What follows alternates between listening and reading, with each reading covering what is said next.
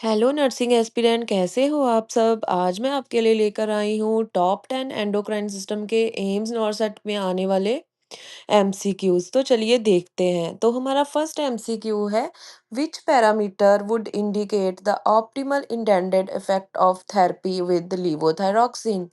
एक पेशेंट है जिसे कि जो लीवोथायरॉक्सिन चल रहा है, तो उसमें कौन से ऐसे पैरामीटर हैं जो ये बताएंगे कि जो लीवोथायरॉक्सिन है वो सही से काम कर रही है। तो ऑप्शन ए है blood pressure 120/78 mm of FG. Option B है weight loss of 5 pound. Option C है thyroid stimulating hormone TSH of 1.5 ml per litre. और ऑप्शन डी जो है वो हमारे पास है white blood cell count of 8000 mm cube. So इसके जो है वो करेक्ट आंसर जो है वो ऑप्शन सी है, जिसमें कि जो थायरॉइड स्टिमुलेटिंग हार्मोन है उसकी वैल्यू जो है वो 1.5 ml पर लीटर आ रही है, जो कि एक नॉर्मल वैल्यू है, जो कि ये दिखा रहा है कि जो लीवोथायरॉक्सिन थेरेपी है वो सही से काम कर रही है, क्योंकि उसका काम है जो टीएसएच लेवल है, जो थायरॉइड स्टिमुलेटिंग हार्मोन है, उसको नॉर्मल करना। सो इससे जो नॉर्मल टीएसएच की रेंज होती है that is 0.4 to 4.0 ml per litre. सो हमारा नेक्स्ट एमसीक्यू जो है that is while assessing a patient with suspected Cushing syndrome of what most prominent clinical manifestation is the nurse aware. इसमें हमें पता होना चाहिए कि कुशिंग सिंड्रोम के क्लिनिकल मैनिफेस्टेशंस जो हैं वो क्या-क्या होते हैं। तो इसमें जो है वो ऑप्शन ए है dehydration and hypotension, bulking of skeletal muscle, hypoglycaemia with intense hunger या फिर weight gain including truncal obesity. तो इसमें जो लास्ट वाला ऑप्शन डी है वो हमारा राइट आंसर होगा, क्योंकि कुशिंग सिंड्रोम जो है उसमें क्या होता है, एक्सेस कोर्टिसोल हो जाता है, जिसकी वजह से जो फैट है वो कहाँ-कहाँ डिपॉजिट होना शुरू हो जाता है, ट्रंक पे, फेस पे और पेशेंट के अपर बैक पे। इसीलिए जो वेट गेन है और ट्रंकल ओबेसिटी है वो मोस्ट प्रोमिनेंट क्लिनिकल मैनिफेस्टेशन है अ, कुशिंग सिंड्रोम के। इधर मैंने पूरी इमेज में कुशिंग सिंड्रोम के मेन जो है वो क्लिनिकल मैनिफेस्टेशन जो है वो बताए हुए हैं, और उसके जो की पॉइंट्स हैं वो भी मैंने बताए हुए हैं। इसी तरह से हमारा नेक्स्ट एमसीक्यू है जो कि ड्रग कैलकुलेशन के ऊपर है। The patient has a prescription for levothyroxine 37.5 mcg। Patient को जो है वो 37.5 mcg जो है वो अ, जो पेशेंट है उसको प्रिस्क्रिप्शन है कि उसे 37.5 mcg लीवो एमसीजी जो है वो देना है। तो जो अवेलेबल है वो है 0.075 mg टैबलेट्स। तो उस पेशेंट को हम कितनी टैबलेट्स जो है नर्स वो एडमिनिस्टर करेगी। ऑप्शन ए है 0.25 टैबलेट, ऑप्शन बी है 0.5 टैबलेट, ऑप्शन सी है 0.75 टैबलेट, ऑप्शन डी है 1 टैबलेट। तो इसका राइट आंसर है ऑप्शन बी, जिसमें कि जो है वो 0.5 टैबलेट्स जो है वो पेशेंट को दी जाएँगी। तो इसका करेक्ट आंसर और इसकी डोज़ कैलकुलेशन कैसे करनी है, इधर वो सारा कैलकुलेशन किया हुआ है इमेज में।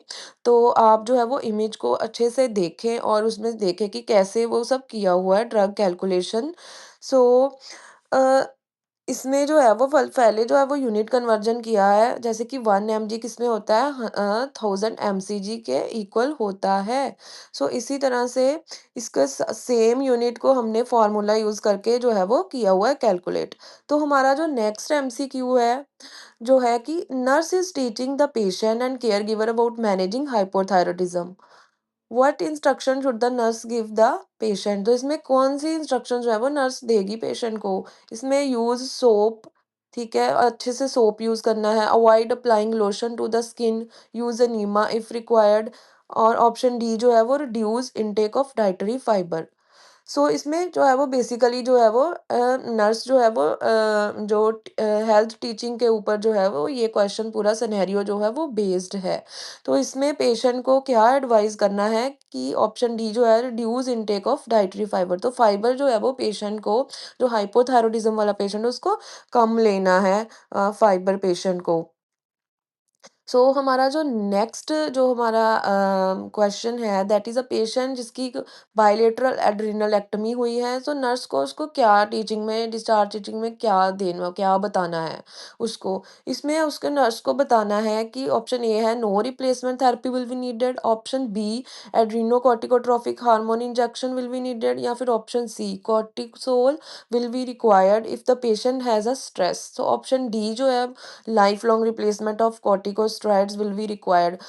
इसमें जो है वो ऑप्शन डी जो है वो हम राइट आंसर है, क्योंकि उस पेशेंट की जो है वो दोनों तरफ से एड्रेनलेक्टमी हो गई है, उसके बोथ एड्रेनल ग्लैंड जो हैं वो रिमूव कर दिए गए हैं, जिसके बॉडी जो की एबिलिटी होगी प्रोड्यूस करने की कोर्टिसोल की और एल्डोस्टेरोन की, वो बिल्कुल ख़त्म हो जाएगी। इसीलिए उस पेशेंट को हमें प्रिपेयर करना है कि उसको लाइफ लॉन्ग रिप्लेसमेंट चलेगी कॉर्टिकोस्टेरॉइड्स की, जिसके लिए वो प्रिपेयर रहे। तो उसी के रिलेटेड हमने जो है वो डिस्चार्ज टीचिंग जो है वो पेशेंट को देनी है, जैसे कि स्ट्रेस नहीं लेना है, ठीक है? और उसके बाद है जो कि मेडिकल अलर्ट ब्रेसलेट वगैरह पहन के रखना है। आपने अपने साथ जो है स्टीरॉयड जो है वो इमरजेंसी में कैरी करके रखने हैं, जैसे कि हाइड्रोकोर्टिज़ोन का इंजेक्शन है, तो रेगुलर फ़ॉलो अप करना है हेल्थ केयर प्रोवाइडर के साथ। तो ये सारी चीज़ें जो हैं वो लाइफ लॉन्ग रिप्लेसमेंट थेरेपी उसको कॉर्टिकोस्टेरॉइड्स पेशेंट की जो है वो चाहिए होती है, और साथ में उसको ये सारी इंस्ट्रक्शंस भी जो हैं वो आपने देनी है पेशेंट को। सो इसी तरह के जो हैं वो और एमसीक्यूज़ के लिए आप मेरे चैनल पर बने रहें। प्लीज़ मेरे चैनल को जो है वो मेरे यूट्यूब चैनल को सब्सक्राइब करें, ताकि मैं आपके लिए और वीडियोज़ लेकर आऊँ।